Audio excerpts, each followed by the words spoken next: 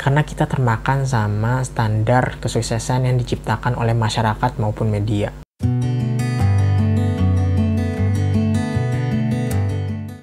Halo semuanya, Assalamualaikum. Kembali lagi sama gua Isvan Hiroshi. Apa kabar teman-teman semua? Semoga teman-teman baik-baik aja ya. Pada kesempatan kali ini, gue mau ngucapin selamat datang kepada teman-teman yang baru mengunjungi channel ini. Dan juga sekaligus terima kasih kepada teman-teman yang udah setia nontonin video-video di channel ini. Saat ini channel ini tuh berisikan tentang review buku dan kedepannya akan dibahas berbagai macam hal. Jadi buat teman-teman yang suka sama channel ini, jangan lupa untuk klik tombol subscribe-nya dan juga nyalain lonceng notifikasinya biar kalian gak ketinggalan sama video-video gue berikutnya. Terima kasih. Kali ini gue pengen ngajakin teman-teman ngobrolin tentang masa depan. Baik itu anak SMA, anak kuliah, baru lulus, baru kerja, atau sudah menikah, bahkan jika udah punya anak. Pernah gak teman-teman ketika lagi ngobrolin masa depan tuh ngerasa takut? Takut kalau di masa depan teman-teman gak jadi apa-apa. Pernah juga pasti teman-teman tuh dengar kata-kata seperti ini. Lihat tuh dia udah jadi orang. Lihat tuh dia keren banget udah jadi orang. Pasti teman-teman ketika dengar kata-kata seperti itu teman-teman mikir, loh emang gue selama ini apa? Ultraman? Kan bukan ya gak sih?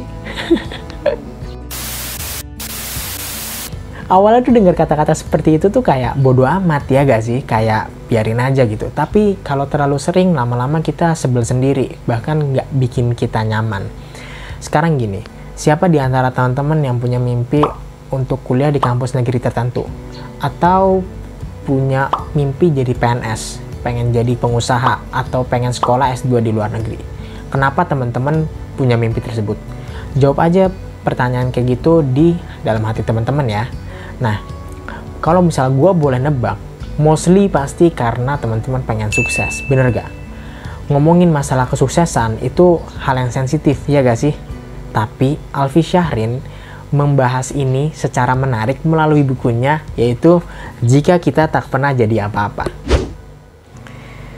Seperti biasa kita bahas semua dari covernya ya guys. Ini jenisnya soft cover, dimana kita bisa lihat bersama kalau covernya itu berwarna hitam dan dipadukan dengan tulisan dan gambar yang berwarna kuning yang membuat cover ini menjadi kontras sehingga mata kita tertuju langsung sama judulnya. Terus di bagian belakang kita bisa lihat bahwa di sini terdapat pertanyaan-pertanyaan mengenai kehidupan dan masa depan dan sedikit tentang penulis, biografi penulis di sini. Dan ini dia emang bukunya Alfi Syahrin, Jika Kita Tak Pernah Jadi Apa-Apa. Buku ini terdiri dari 229 lembar yang terbagi menjadi 45 bab atau bisa dibilang 45 bahasan. Gue pribadi suka sama covernya karena covernya tuh menurut gue simple dan menarik. Dan di sini juga ada gambar perahu. Ini gambar perahu yang sedang berlayar nih seolah menunjukkan bahwa buku ini akan menemani kita selama kita berlayar di kehidupan ini sampai kita berlabuh di suatu tujuan. Jika kita membayangkan lautan, kita bisa menemukan ombak, kita juga bisa menemukan langit yang indah, kita juga bisa menemukan badai. Dimana itu mencerminkan bahwa di kehidupan ini penuh dengan lika-liku, terutama ketika kita sedang mengejar kesuksesan. Nah, di awal tadi gue mention beberapa orang seperti anak kuliah, anak SMA, orang kerja, orang sudah menikah, bahkan orang yang sudah punya anak. Kenapa? Karena menurut gue buku ini tuh cocok dibaca oleh semua kalangan. Karena di sini penulis mengajak kita untuk merenungkan kembali tentang kehidupan yang telah kita lewatin ataupun kehidupan yang akan kita hadapi. Nah, di sini penulis juga berbagi kisah dan menuliskan keluh kesahnya tentang kehidupan yang telah dia lalui. Dan jujur ketika gue membacanya, gue tuh ngerasa kayak sedang membaca permasalahan yang ada di dalam diri gue. Bab per babnya gue nikmatin dengan apa yang gue alamin gitu. Kayak gue bisa merefleksikan apa yang terjadi kehidupan gue melalui buku ini. Terus gak jarang juga gue ngerasa kayak berpikir untuk menjawab pertanyaan-pertanyaan yang gue dapetin dari buku ini tentang masa depan, tentang kesuksesan, seperti itu. Jadi gue seolah-olah diluruskan kembali niat gue untuk mencapai suatu kesuksesan tersebut. Jadi buku ini tuh menarik banget. Di dalam buku ini terdiri dari 45 bab, dan bab pertama yang dibahas di dalam buku ini judulnya adalah Ketika Usiamu 25 Nanti. Di dalam bab tersebut, kita akan diajak untuk kembali ke masa kecil kita ketika kita masih ditanyakan mengenai cita-cita. Jawaban di dalam buku ini itu pengen jadi dokter. Kita bawa cita-cita tersebut sampai kita akhirnya mau masuk kuliah. Kita pilih jurusan kedokteran. Singkat cerita, kita lupa ternyata selama kita sekolah, kita tuh nggak pernah suka sama yang namanya pelajaran biologi. Kita selama sekolah, kita juga nggak pernah suka sama yang namanya di sekolah. Cepat bosan, pengennya cepat pulang, pengennya cepat lulus. Itu aja udah bertolak belakang sama fakultas kedokteran yang ternyata justru malah lebih lama kuliahnya ketimbang fakultas lain. Seperti kebanyakan cerita-cerita sedih, ya akhirnya kita nggak keterima di fakultas kedokteran. Kita pilih jurusan lain dan kita lulus di usia 22 atau 23 tahun. Di usia tersebut kita punya mimpi baru, kita pengen jadi pengusaha. Di dalam pikiran kita, toh nggak masalah, kita usaha aja kecil-kecilan dulu. Banyak kok pengusaha yang sekarang udah sukses, dulu mulai dari kecil-kecilan dulu. Tapi ternyata kita salah. Kita kayak sedang lagi ada di dalam sebuah kolam yang ternyata kita aja nggak bisa berenang di kolam tersebut. Kita berpikir akhirnya, ternyata menjadi pengusaha tidak semudah seperti apa yang kita pikirkan gitu.